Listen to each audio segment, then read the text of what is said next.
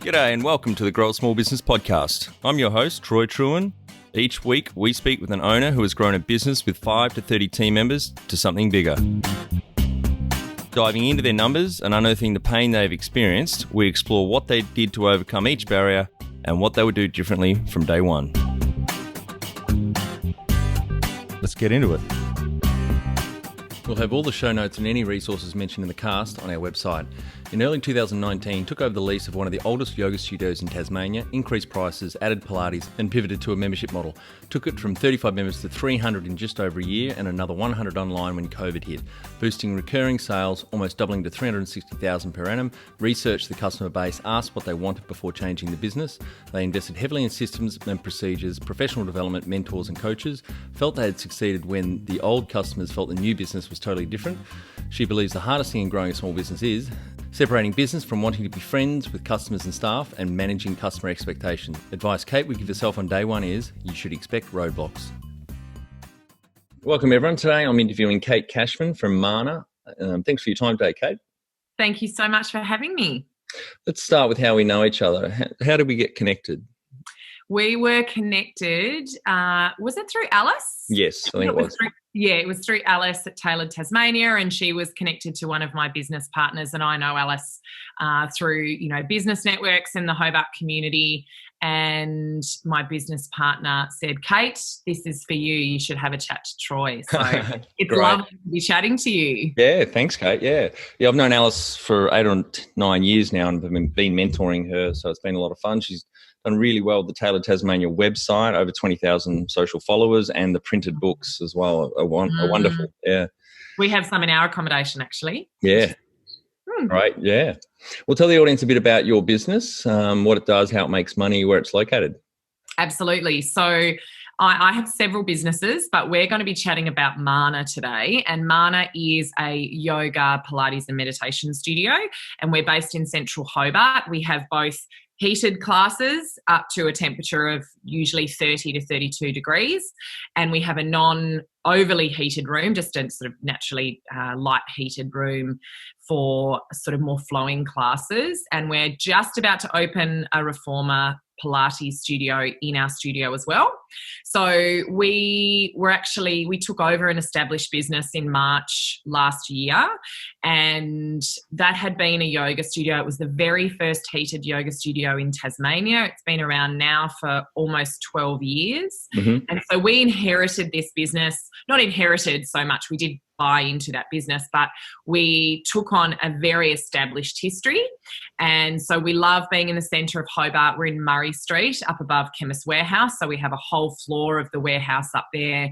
And we've transitioned very much into the membership model. We'll probably talk a little bit more about some of the changes, but that's predominantly how we run, is through memberships. And we also have people buying single classes, and they can buy some 10-pack classes as well. Yeah. Was that Grubby's old studio? Yeah, so he was the manager for a little while before we took over, and he's actually practicing with us again and has been taking some classes for us. Oh, great. No, yeah. Good friend of mine, James McGregor from Biteable, who had on one of the early casts. He's a good friend. I don't think I've ever met Grubby. For those outside of Australia, Australians have a tendency to give people a lot of different nicknames. So I assume his last name is related to his name, though. I was going to say, I assume his last name's Grub. Yeah. Yeah, it's not to do with his personal hygiene, obviously. No. So yoga and Pilates seems to have been really growing in the last few decades. I remember the first time I did yoga, my one and only ever job before I started out on my own was at a very large accounting firm, PricewaterhouseCoopers, and I remember they put on an evening session downstairs once in this little studio, and off I went. I was really intrigued, but I was working such long hours. It wasn't because it was a boring session, but I ended up falling asleep. Probably because it was a wonderfully relaxing session. It was very relaxing, yeah. Yeah.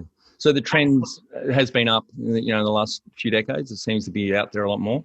Absolutely. And I think people are realising that it's not just the hard, fast, high-intensity exercise that is what our body needs.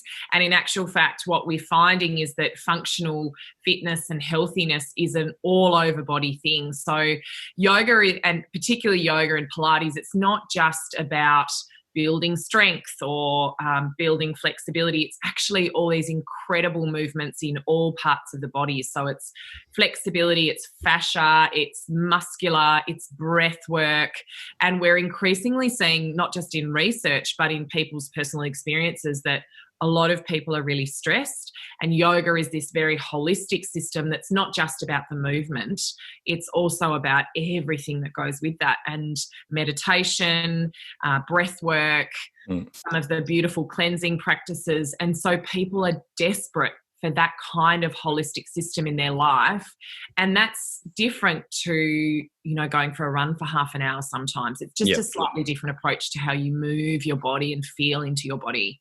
Absolutely. I was in Bali for a couple of weeks last year, 2019, and my girlfriend at the time was quite into yoga and Pilates, and I remember her embarrassingly taking me along to quite a few of the classes nearly every day, and it was, I found it really relaxing and just refreshing. Absolutely. And it is a little bit like, particularly, this morning I did a class and we did lots of beautiful twisting and heart opening. There's actually a lot of emotional connection to our bodies. And so, I've done a lot of personal and professional development, and I know we'll probably talk on the role of that later. But for me, the practice of yoga, you can do as much personal development as you can in your life, but until you actually embody what you're learning and what you're thinking and what you're feeling, then it just doesn't land in the same way. And so yoga is a little bit of a way to take personal development and rinse it through your body so that it's infinitely more powerful. So that's just another little thing that I've found, because I've done personal development for so many years, but yoga is like the physical expression and the physical foundation of all of that for me. Yeah, and I think it'd be more and more important these days because everyone's so busy rushing around. I think losing a bit of perspective on life and wellness as well. So to have that forced stop and let your mind drift and think and take stuff in, process things, and your breathing, as you said earlier, is really, really important. Absolutely. So maybe, talk about the memberships then. You were saying the business model, like how does it make money? So basically, when we took the business on, the way that the studio was set up was basically that the community was used to quick sales. So there would be a unlimited yoga monthly pass that would go on absolute special for rock bottom price. People would buy several, and then they'd basically just use those passes. And when we bought the space, basically we bought access to the space, so we took over from the space. We had maybe 35 people on unlimited monthly memberships. Right. We came in and completely changed that and just simplified the passes that were available so that you could have unlimited yoga if you were a member. Now, we had members that were full priced, we had members for concession, and we also have a price for students and yoga teachers who are trained yoga teachers, because we want them to be practicing in our space. So we changed to the monthly memberships, but we charged it to weekly because that was easier for people to manage. And so memberships are what basically have taken, we've gone from 35 members when we first took over the business in March 2019 to 253 members. And that was over 300 when we had to go online for COVID. Wow, that's phenomenal growth. It's absolute, and we're constantly growing, and people are getting used to the more simplified approach. That was one of the biggest challenges was in changing to a membership model, was people were used to sort of buying these really cheap packages that went on sale for, a really short period of time and using that. So for us, the membership model was just more consistent income, more predictable income, and it was just easier for our members to work out how to engage with us. Now, we know that some people can't come in. Generally, those who come in as members are coming at least twice a week. Mm-hmm. If there's less than that, people will either buy a single class or they'll buy a 10-class pack, and they can use that over 3 weeks. So there are options for everybody, but membership has been a really transformational puzzle piece for our business. most definitely. And did you come across that business model, or you guys just made it up? That's something that you transitioned to, or? Well, the membership model is a really common one for fitness and, Yep. yoga businesses and studios. So that's certainly something that is a common approach for yoga studios. But having said that, a lot of yoga studios around the world, and I'm connected to a number of yoga studio owners across the world, that's not always the model. But for us, we have really good size rooms. They're very decently sized. So we didn't have the same need to limit numbers like others who might have a slightly different model. But also from a business perspective, as a business, our scalability, but also the value of our business increases when we have predictable income. Definitely. So it goes the same. I also run a subscription-based business. It's exactly the same. It's predictable income. Out of interest, what kind of business, what area is that other one in?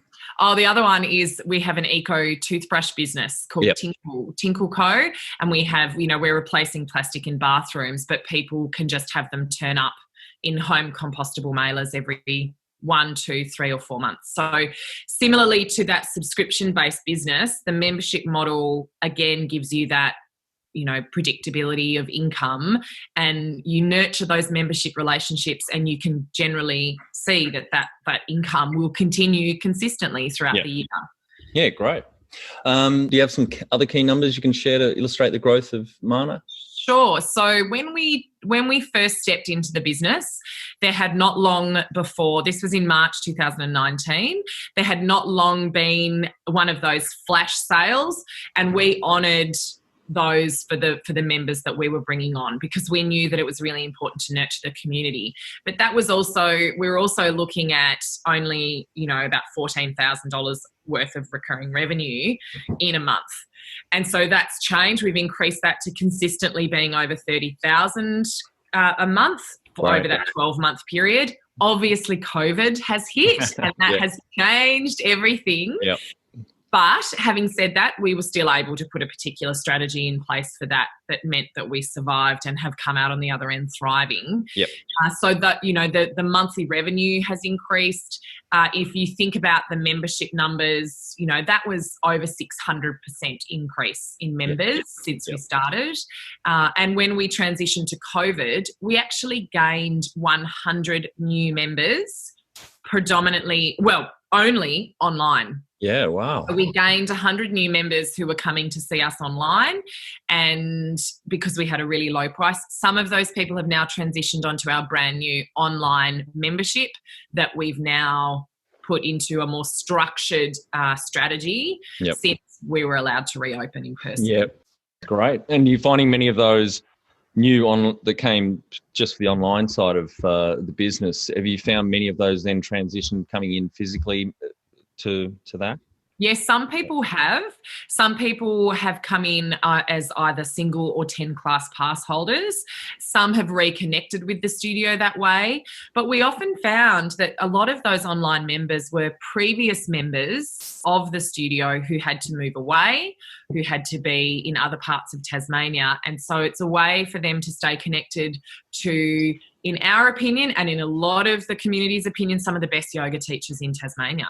Yep. So we have the best teachers, and so we're having Tasmanians living all over Australia who can't come into the studio, but for less than $10 a week can still practice with our teachers in their homes, which is even better for them. Yeah, great. When was the moment you felt like you'd succeeded? I think ultimately when people would come into a space that maybe they'd been visiting for 10 years, saying that it felt totally different. And that was really important for us. We were coming into an established yoga studio space, but we had entirely different plans. We increased prices. We changed the look and feel of the studio. We set our core values very differently. And so it was a bit of an experiment to see how people would respond. That was one of, obviously, seeing the numbers rise is a measure of financial success. Yep. Knowing that we could pay ourselves some profit, small amounts in the beginning, but paying as owners profit, that was a measure of success. But from a community perspective, having people say how wonderful it felt which is important in a yoga studio, that was definitely a key measure of success for us. Yeah, great. And on that, how many founders do you have, co-founders? There are 4 of us, Yep. so 2 of which are long-term yoga teachers, Kelly and Lauren. They have been absolute gold when it comes to understanding yoga. I was not a trained yoga teacher when we purchased the business together. I am now officially as of Sunday. And the 4th person is Lauren's mother, Helen. And so she's also teaching some classes for people who are looking for a more gentle flow, perhaps older, perhaps injured. Yep. So there's 4 of us now. It's really fantastic to have 4 of us who are so different. 3 of us are directors. Yep. And we all have very different strengths. And that has been fantastic to have the yoga perspective and the yoga foundations covered. But certainly I bring more of a business focus to the business. So we have sustainability from a financial perspective and a business perspective, but we have this amazing input from incredible experienced yoga teachers. Yep. And one of those, Lauren, is at the moment the only yoga teacher trainer in Tasmania. Wow. So she's the only person who trains yoga teachers in this state. We've just finished a part-time. It was a little bit longer because of COVID, but it generally goes over 3 to 4 months part-time. And you can't do that anywhere else except at Mana. So those founders have been pivotal in helping transform the studio, and all for very different reasons. Yep. Yeah, great. And what does success look like to you? Oh gosh, healthy numbers. Yep, definitely. For a start, that's really important from wearing my business hat. It also looks like happy members. So, having happy members walking through the doors, and also success looks like new people walking through the door. Yep. Word of mouth, people telling their friends and family, and ultimately getting new members on board. That's really what success looks like for us. And the happy customers, do you measure that or gauge that at all? How do you? Well, yeah. So this is part of what I think is one of the reasons why we have built that level of success in the business is we've started to put, over the last 12 months, structures, processes and procedures in place where we, we file things and we dot our I's and cross our T's with legal requirements. And I'm telling you, that's not always common, but unfortunately for many businesses, but it is for ours. But things like regular member newsletters, regular feedback. When we were trying to work out what our members wanted over the coronavirus period in shutdown in Tasmania, which for us at the moment has ended, and we are obviously observing social distancing, it was really important for us to get the views of our members and what they actually wanted, whether that was on-demand classes that they could do whenever they wanted online, or whether they wanted live online classes. So we surveyed our members, and that was something that we will continue to do. We have community events. Yep. So we run, now that we're allowed to have that number of people in a room, we have big rooms, we can space it out. We'll run free events for our members to come and workshop with us. And so informal conversations with people are also really helpful when it comes to finding out what they want. Great. I had Tony Kibbe on a few casts ago as a subject matter expert on marketing, and she was very big on just ask your customers, understand what your customers want, what they don't like, because you are not your customer. And I assume you know Tony? I do. Tony was a customer of mine, so to speak, and she's a wonderful woman. So she knows all things marketing. And I think a lot of, probably echoing what she has said, but getting back to basics, talking to people, finding out what people want, because you're right, you are not necessarily your client and what they want. So we think we know what they might like, but we don't know unless we ask. So we do that both formally now through those sort of surveys, but also informally through getting people together. Yeah, great. Last week, I hosted our first Grow a Small Business beer meetup at Shambles Brewery here in Hobart. Right. And it's a bit like a TED Talk format, 15 to 18 minutes on a topic and then open for questions. And then, I put a pain point out there. Someone's going to host it next month. I'll change it every month. But the topic that I spoke about was Net Promoter Score. Have you heard about that? Do you guys use it? I have. Yeah. We don't use the Net Promoter Score, and I want to say yet. Whether that's something we implement. I've been part of a few business coaching strategies because I'm also a coach, and I've worked with some businesses where they've focused on the marketing and business strategy side, and I've been there in a different role, and they use that a lot, which is fantastic. It's great. One simple but powerful question, really easy to measure. We'll put it in the show notes. I wrote a blog post on it some time ago on the website there. So, number one thing you'd recommend to marketing a fast-growing business? Encourage and reward word of mouth for us. So making sure that you value your members and their networks, because word of mouth, as we all know, is infinitely powerful. But you also have to have the structure around rewarding people for doing that. So we give our members ways to share our studio and be rewarded for that with their friends and family, and for their friends and family to be able to come on board, try the studio for a really low cost. So I think in terms of marketing for us, it was how can we build a process that is formalized around this really informal process of word of mouth that is really, really powerful. So how do you reward the existing members for referring you? Well, at the moment, we're still in the process actually of formalising that now, but it will be in the space of, whether it's free classes, free workshops, reduced memberships, that sort of thing. So the referral program, and that's something we use in our toothbrush business at Tinkle Co as well, is a referral I suppose, a referral arm to our strategy, because that is, you have a warm market already there that can share you with their markets too and their networks. So absolutely. Yeah, that's great. And there's lots of different ways. And the thing that we do at Mana is we try different things. So one of the ways that people can try our studio is with an introductory offer. So we give new members that, at the moment, it's 2 weeks for $28. Unlimited yoga.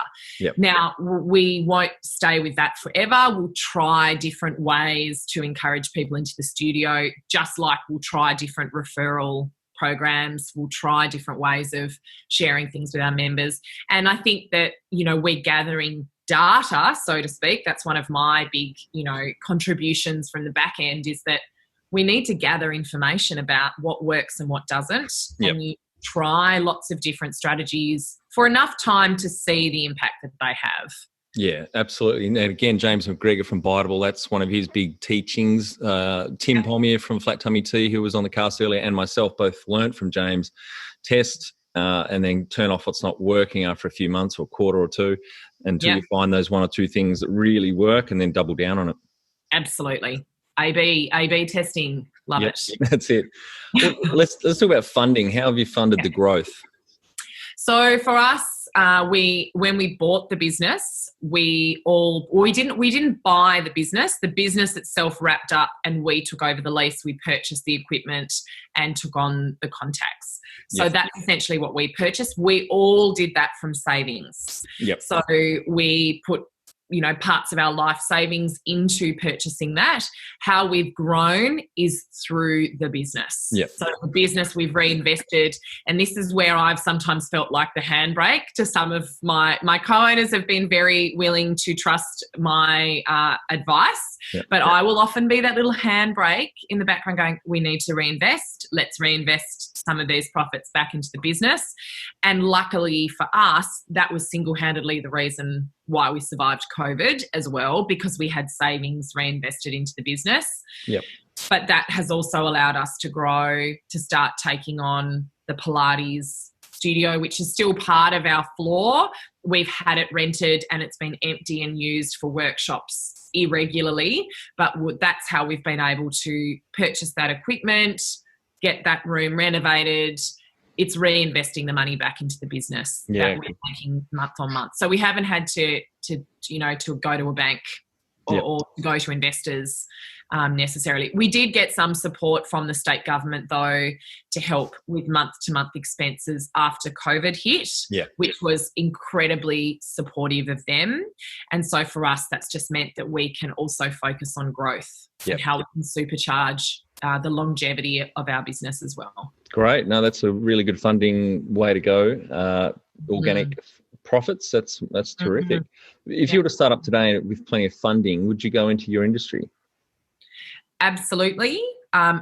Personally, I probably wouldn't borrow to go into the fitness-based industry or health and wellness, mostly because I don't necessarily see, well, in our case, there wasn't much equipment and assets, physical assets that needed to be purchased. But this industry is always going to be important.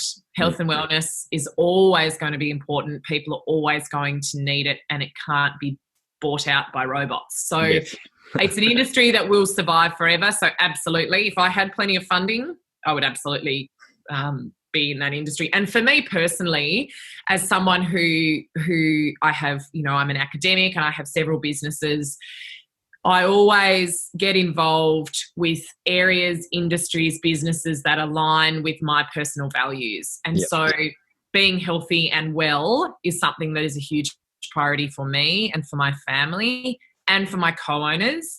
So in that respect, I would invest in this industry over and over and over again because it's what I want to be as well. Got it. Yeah. Can you outline the most stressful point in your small business growth journey so far so our audience can learn from it? COVID. Mate, I know it was only about a year before COVID hit. You guys had the business for a year. Yes. We're trying not to focus too much on COVID because it's hopefully a short-term thing. Yes, and we're talking more about like the pains of growing a business in normal times, I guess. Is there any one? Absolutely. Yeah, I think the thing was managing customer expectations. So we had taken over this studio and this space where there'd been flash sales and I don't want to say cheap and dirty, but it was a very different culture and a very different place. People still loved it. So the customers would have been trained to expect just wait until there's specials on and then I'm going to buy rather than... and we still get emails. When are you doing the next sort of flash sale? Or people that might have purchased one of those passes 2 years ago saying, I still have one on my file. Yep. So managing the transition and changing the culture of the organisation of the space, that was probably quite stressful in the beginning. And I think it made us really bunker down. We had to be really clear with boundaries as well. Yeah. So I think that would probably, outside of COVID, that would probably have been the most stressful. What are we going to do? All these people are contacting us and wanting cheap and, cheap and dirty sales. And that's just not us anymore. How do we manage that? With a barrage of those requests, was there any time where you just thought maybe you had the wrong strategy, the wrong play, or just thought about giving up on it? No, because I knew that was not necessarily a strategy that worked for the long term. So I wasn't interested in income that was fluctuating, and I knew that wasn't going to work long term. It might have worked if we needed big cash grabs, but we needed that to be sustainable. So no, I didn't question, and we didn't question that strategy. We just knew that it would take some time to iron that out. And customers were amazing. I think, they helped us through that period because they adjusted so beautifully. They saw that they were getting a high quality product after we invested in the studio and the space looked different. And, we value our beautiful staff and the instructors and teachers that we have. So they stopped asking after a little while, which was great. We did honour passes, as I said. That was a pretty big blow financially to start with, which was okay. We knew that. But we gave it a time period and told everyone what that time period was and then cut it off and said, no more. Great. No more. And what area in business do you feel you've had to work on the most to add the greatest value? Definitely back-end structures, processes and procedures. So they are my, not my secret sauce, but I think often there's been a misconception in the business industry, and perhaps there's some foundation to this, but this assumption that, sometimes yoga businesses are a little bit up here in the air and perhaps a little bit vague and, airy. Yeah. And that's not true across the board from the yoga studio owners that I know. But certainly there are money blocks in every person that I've met in business somewhere along the line. People have money blocks. It just depends on what stage they're at as to what those blocks are and how you get through them. But I think with a yoga business, there was often resistance to making a profit out of wellness. And I just shattered that and said, well, that's ridiculous, because the more we can sustain our business and have a really solid foundation, the more people we can help. And so those processes, those procedures, and those boundaries, that foundation, we put a lot of time, and we continue to put a lot of time into those processes and procedures, and they add the most value. That and supporting our amazing teachers too. So yeah, definitely. Great. Yeah, it's an interesting argument, that whole ethical. I don't want to charge too much to rip my customers off, especially in a wellness kind of sphere. But I actually had a conversation with a couple of friends were buying into a small pub, just getting the lease for a while actually. And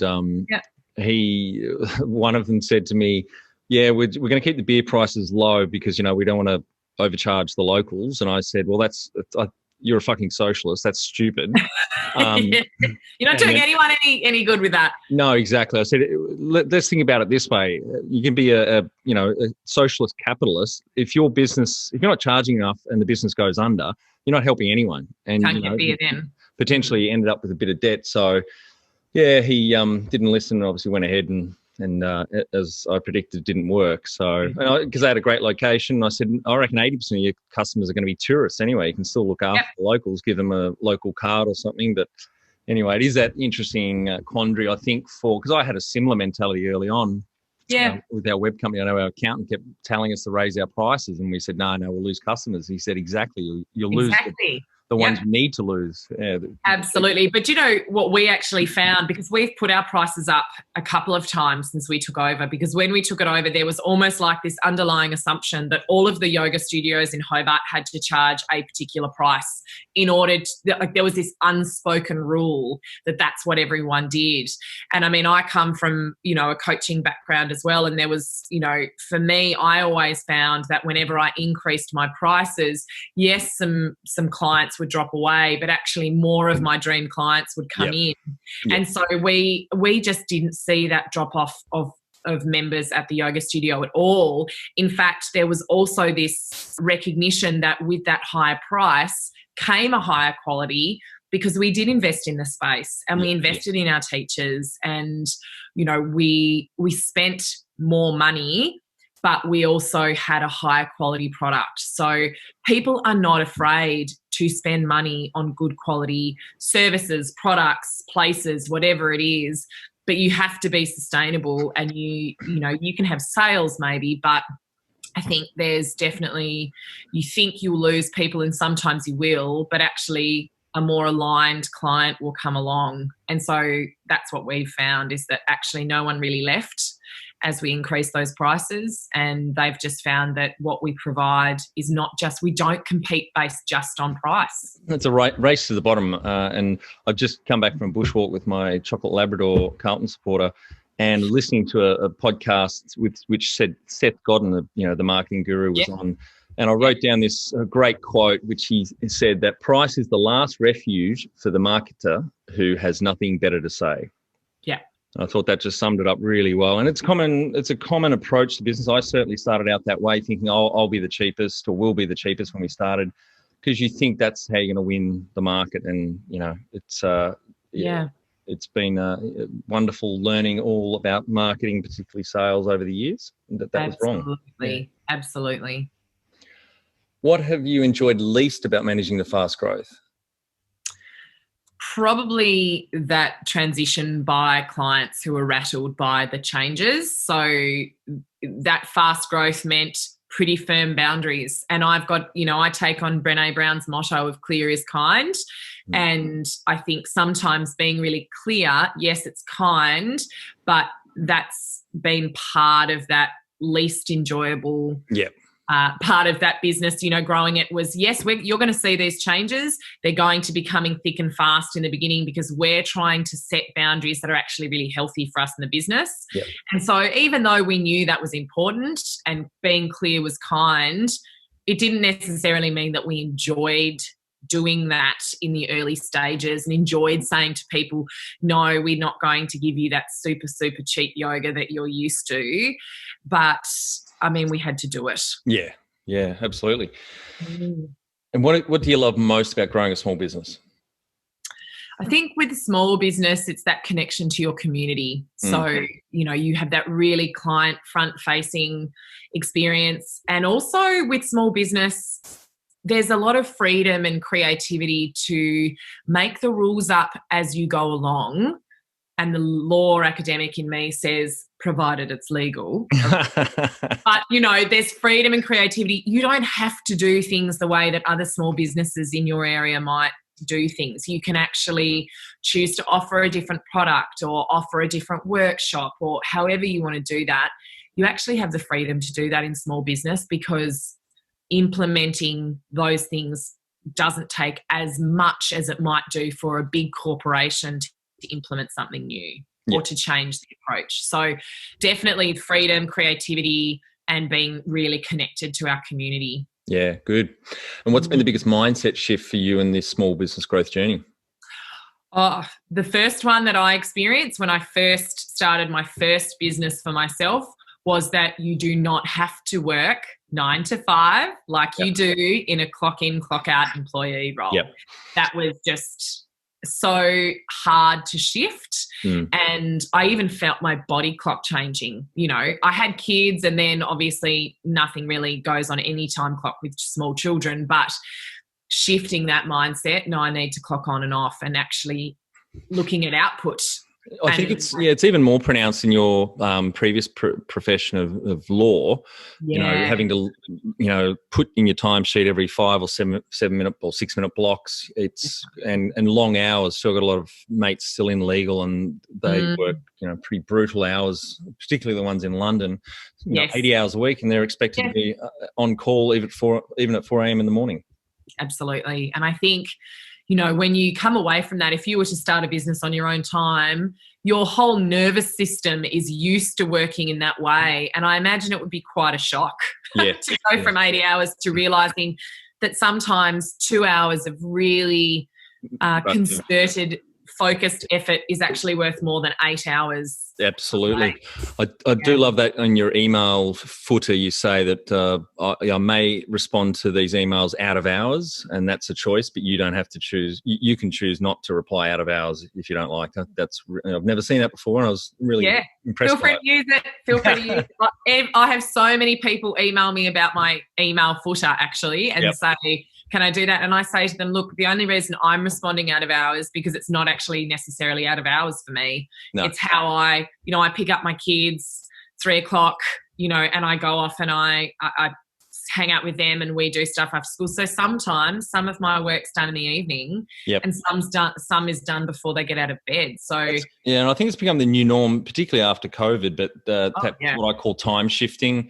I will often start between 5 and 6:30 in the morning, particularly the weeks Maggie's with me, my daughter, to get an hour or so in before she wakes up. And I just work better in the mornings as well. But then I'll go for bushwalks. I'll finish work mid-afternoon, or I can't really work at night. I get too tired. But moving that time around. I go to the gym when there's no one there. It's just better. Yeah. Great. And we, a lot of people will say to my husband and I, how are you building, these 4 or 5 businesses between you, and Kate, how are you working part-time, and how do you have kids? And I guess one of the answers to that question for me is all of the things are aligned, so it doesn't feel too taxing. But secondly, we don't have a TV.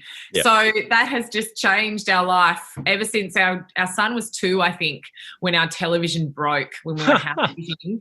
And we moved into our house, and it was just a really awkward lounge room shape, and it was quite small. And so we said, oh, look, why don't we just go without it for a little while? Yep. And we did, and it just, our productivity just went through.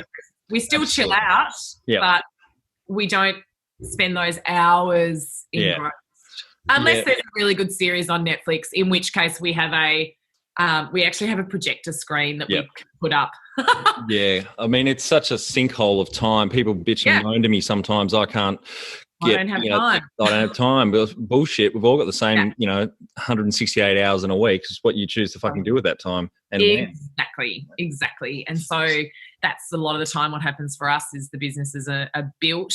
Some of those really serious conversations that my husband and I have about business happen after the kids have gone to bed. And that strategy stuff or that financial stuff, that's when it happens. Yeah. What's the number one habit you think a small business owner needs to develop and maintain?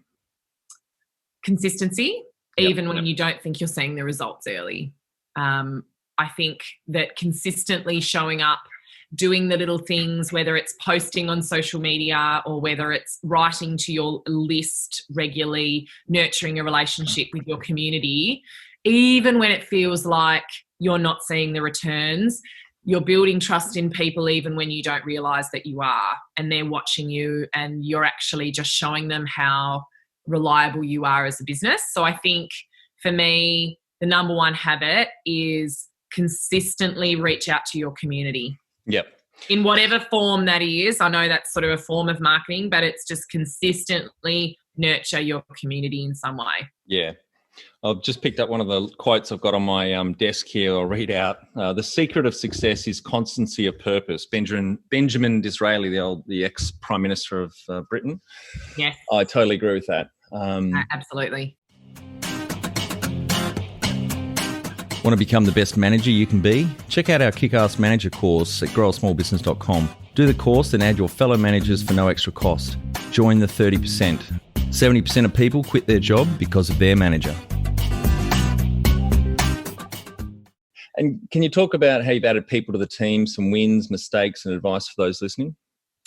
Absolutely. So when we have new teachers that are really interested in coming to teach at Mana, teaching yoga or Pilates or whatever, for us, it's really telling if they are willing to come to classes, engage in the studio and show interest and passion for what they do so that we can see it and experience them in the space.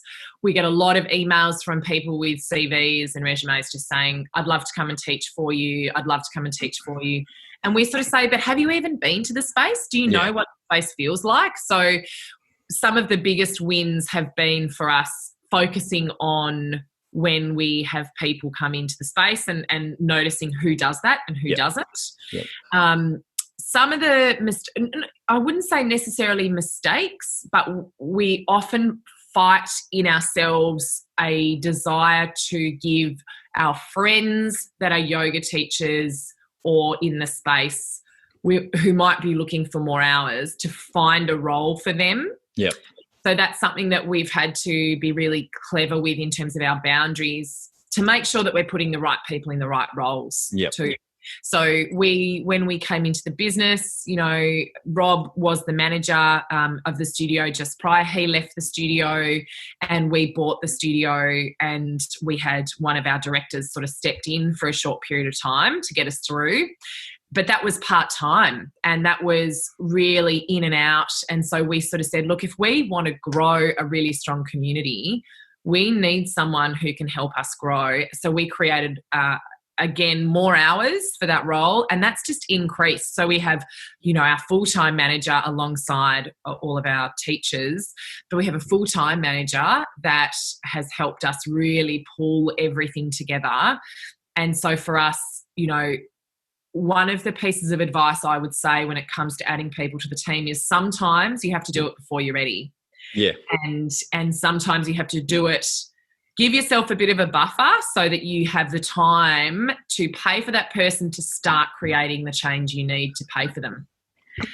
For us, that was really important. So the other thing with adding people to the team was, for us, that manager role morphed and changed as we grew. So it wasn't always easy for us to be really clear with what was expected of the role. So we kind of grew along with our manager as that role grew. But where we can, really clear boundaries, really clear expectations were really, really important. So making sure that we set everything up as clearly as we could from the beginning so that you can always take people back to, well, this is what the role is.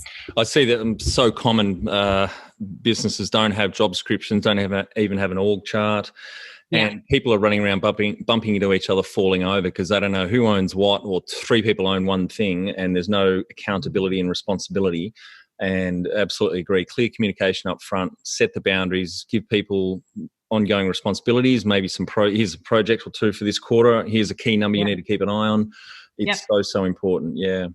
And going back to the recruitment, I was talking with someone about this recently. I think, Mark and Micromanager Tools, who's the number one business podcast on the internet, who I'm a big fan of. Mark says recruitment is the number one job a manager does. So getting that A player on the bus is the most important thing you can do. And some of the early advice I give people is go and swat up on recruitment, because it's not many of us have done it.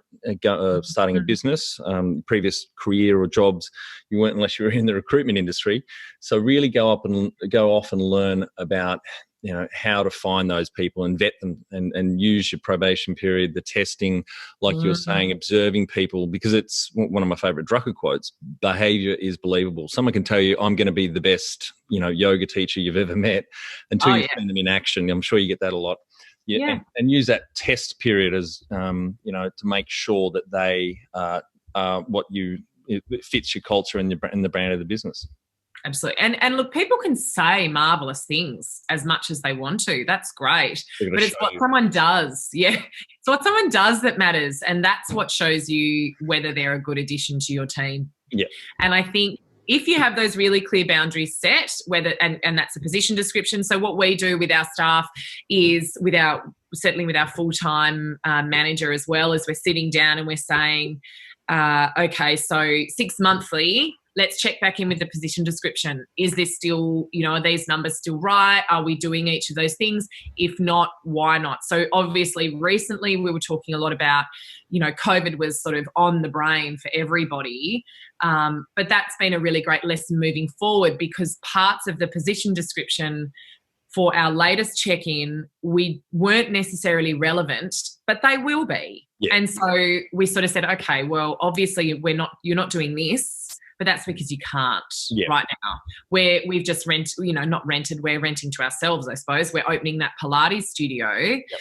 We can't run millions of events in there. Yeah. So a target that gets you to run lots of events in there is not going to be as realistic anymore. And that's okay. Yes. But having something like that to come back to is really important. Yeah, definitely. And what are some of the things you'd recommend to building a sustainable and kick-ass culture to help with the growth? Ooh, culture. So again, I always come back. Brené Brown is a bit of an idol of mine in the personal development world. Yeah, I'm a fan of her. Yeah. Yes, clear is kind. So I think when it comes to this sustainable kick-ass culture, being super clear with people and sharing and showing people that they can expect the absolute truth and absolute honesty and clear communication from you from the very beginning.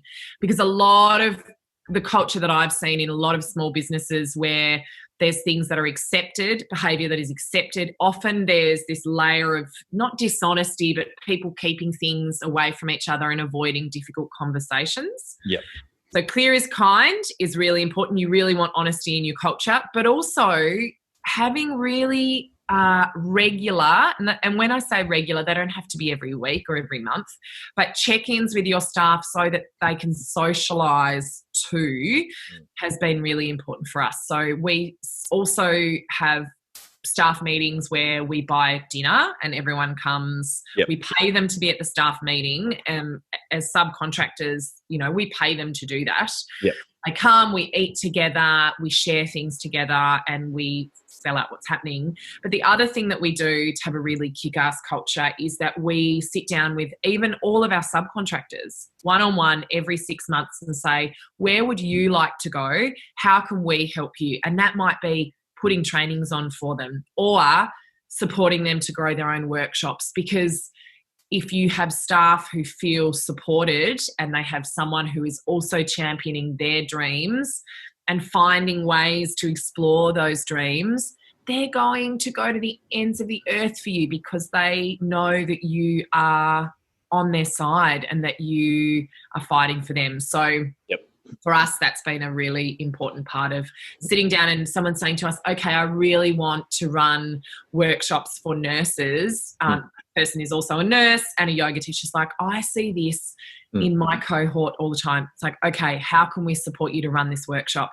Let's sit down, do a plan. I will help you. How do we do that? So it's also about, helping support people in their dreams. What can your business do to help them do that? Yeah. And a lot of HR surveys show that pay is about fifth on the reason why people works anywhere. Above that is feeling trusted, respected, listened to, engage, got engaging, challenging work. Pays well down the list. But if you actually get them talking, listen to them and help them, they're going to give you a lot more. Absolutely. How much professional development have you invested in yourself over the years? You're talking to a coach. So I have spent, it is the best investment I have ever made. Professional development, quite a lot. Personal and professional for me are they blur the boundaries a little bit. But I probably started professional development. I actually started professional development back when I first started my first business, which was actually a network marketing business. And I know at the time everyone was like, oh, what are you doing? But there's some great, people that do make some great money there. I didn't continue with that business. It wasn't completely aligned for me, but I learnt about professional development and personal development. So I really started that journey then probably 5 or 6 years ago. And I still invest a lot of time. So hours each week, whether it's reading, listening to podcasts, but I invest in training every year. Last year I did a business management consultancy training with an amazing company that's based in Hobart, but does worldwide work, Impact Solutions International. I did some work with them and at the moment I'm doing an online training in America about online training. Yeah. So, for me in my coaching business, that also helps us in running our online training for Mana. So I think every dollar you invest in that comes back threefold at least. So I actually started investing in that probably before I went into business because it's what helped me feel like I could do it. Yeah, good. No, I think it's a really important aspect of anyone starting out a business or growing a business. Again, in my mentoring and coaching, it's on the list that we talk about on a regular basis. I subscribe, some homework for people to read this book. I think this will help you or change your thinking. And I think it's so important to invest a couple of hours a week. I do it when I'm cleaning or ironing or bushwalking. Yeah. It's great. Well, what about mentors or coaches? Have you had any along the way? Yes, absolutely. So I work with coaches every year, and personally, I will often pick and choose. So sometimes there'll be coaches that help me in some of my businesses. Other times it might be just a life coach that can help support me. I used to work with coaches in sport. And so I see the benefit in having that accountability and that structure. And, I work with clients around a lot of that area. I've worked in rest and renewal for a really long time, but I've now moved into, I help a lot of people with public speaking training and presentations and confidence coaching. And, what coaches will do for you is they will help shine the light on places that you don't even necessarily know are there in you. Yeah. So from a business perspective, you can unveil so much magic in yourself, in your business. There are so many things we don't know until we know them. And sometimes a mentor and a coach can help us. And now most of mine have been paid, but some people have become mentors. There's a lot, there's some structured mentor programs that people have and others where you just fall into it. I've fallen into some mentorship in a sense, but they covered anything from whether it was marketing and initial business development to spirituality in business, because I'm really on that path. And so I just got so much growth, and it's come back in dollar terms as well. Yeah, great. Hugely. And what about a board of directors at Mana? Do you guys have We do. founders on the board? We do. We have 3 at the moment, yeah. So 12, 15 months in, 16 months in, we have a board of directors. There are 3 of us that are sitting as directors on the board, and I chair that board. Yep. And so as we grow, who knows? You know, there are grand plans for us at Mana. We would also love to open another studio in the future. There's perhaps several, but, you know, we know the importance of growing, starting as we intend to continue. So we have those processes in place that help us. And having the board there is a really important. So that's interesting because we manage the whole, okay, this is a management meeting. We'll sit with our manager, we'll wear our management meeting hat, and then I'll pull out the agendas that I've created and the, you know, director's duties requirements, and we'll do our board meetings.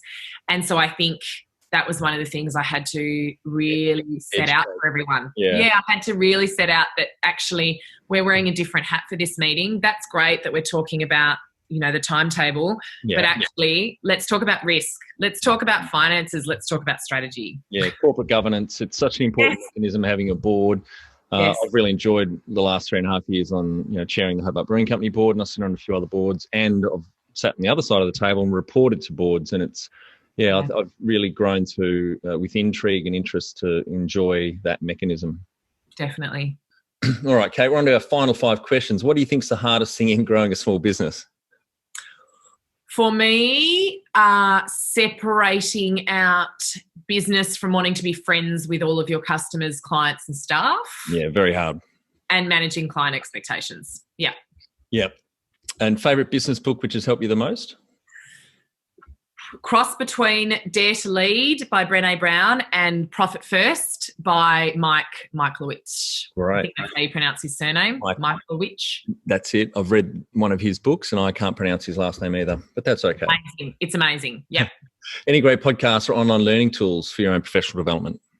I love anything where Joe Rogan or Seth Godin are on the podcast. So not just Joe Rogan's podcasts, but anything where they are also interviewed. I also love, this is one of my mentors, is the Priestess podcast by Julie Parker, who I learned coaching from. And actually it's all about infusing that spirituality into business, but not just spirituality, but, you know, understanding race and understanding culture and all of that. So that for me, amazing. Yeah, great. One tool you'd recommend to help grow a small business? Pomodoro timer. The Pomodoro timer has been a, you know, godsend for me. When I don't want to do some work, I just give myself 20 minutes and it does it. Either that or the Profit First business structure. Just explain the timer then for the audience that doesn't understand that, including me. Sure. So the Pomodoro timer is basically, you can set it up on your computer. Yeah. And basically it's a countdown timer that is 20 minutes. Right. So the theory is that you might be not, you know, resenting or avoiding doing a big chunk of work. Procrastinating. And instead of procrastinating and doing, especially when working from home, instead of doing the washing or cooking, you think I can just do 20 minutes. So it's a function of avoiding procrastination and increasing productivity by just doing little chunks. Yep. So that's the Pomodoro timer. The other thing that I find really useful in building a small business to keep me focused is those apps that shut down all of the distractions on my computer. Oh, sweet mother of God, yes. I've got a few of those. I've got. And it actually, the icon on my app is a skeleton with like the crossbones, and it shuts down social media, it shuts down certain email, and I physically can't open it for the period of time I've set. That's great. Productivity tools. That's great. I've got that for my browsers, so they automatically go to sleep if I haven't been there for a while. I don't have a shiny thing flashing at me, distracting me. And secondly is, because it's my worst habit, is checking emails all the time. I've actually locked my inbox between 9 a.m. and midday, and then it opens up again automatically between 1 and 4:30. Otherwise, I just find myself flicking over to an inbox and saying, if anyone loves me. I need to do that. I need to lock my inbox. I need to find out how to do that. I'll send you the one I use. You use Gmail? Please. Yes, I do. Great. I'll shoot that to you as well. Thank you. All right. Final and my favourite question. What would you tell yourself on day one of starting out? I would tell myself that you should expect roadblocks. This was also some advice that I got for Labor. Now, I'm going to tie these two things together for you. Don't worry. Hang on. You're not talking about the political party here in Australia, the Labor. No, I'm talking about birth. Oh, no. I'm talking about birth. So I had someone say to me, Kate, there will be times where you'll think, and you'll only be 4 centimetres dilated, and you'll think, I cannot do this and get to 10. I cannot do this. If this is what it's like now, what is it going to be like when it gets really hard or when shit hits the fan? Like, shit is hitting the fan now. Yep. How do I do this? Expect that to happen and know that all you might need to do is change your position, talk to someone different, get some more information, and guess what? That sometimes, well, most of the time will die down and then there'll be something else that comes. So the fact that I expected there to be roadblocks, both in my birthing experience, but also in building a small business, meant that when they came up, I didn't totally lose my shit. Yep. And that I didn't totally lose the plot, because sometimes we expect that growth is linear, right? Yep. And it's, as we all know, it's like, you know, like this. So I think if you expect them, you can deal with them so much more graciously. And if you don't get any roadblocks, that's great, but they will happen at some point. And, you know, it's catalysts through change. You know, you've got this crisis as catalyst. Yep. That's what building a small business is all about. Just little roadblocks, finding creative ways to move around them, talking to someone different and finding solutions. Yeah, great. Sure. Well, thanks for your time today, Kate. I think the audience got a lot of value out of what they've shared with you and a lot of inspiration as well. And congratulations on the success of Mana to date. That's a phenomenal growth, going from 35 to over 300 members in about 12 months, just before COVID hit. I think that's terrific. So congrats to yourself, the team, and your other 3 co-founders. Thank you so much. That's it. Thanks for listening. Please leave a review in iTunes or whatever platform you listen to us on. It means more small business owners will find our cast and help people with their business growth journey.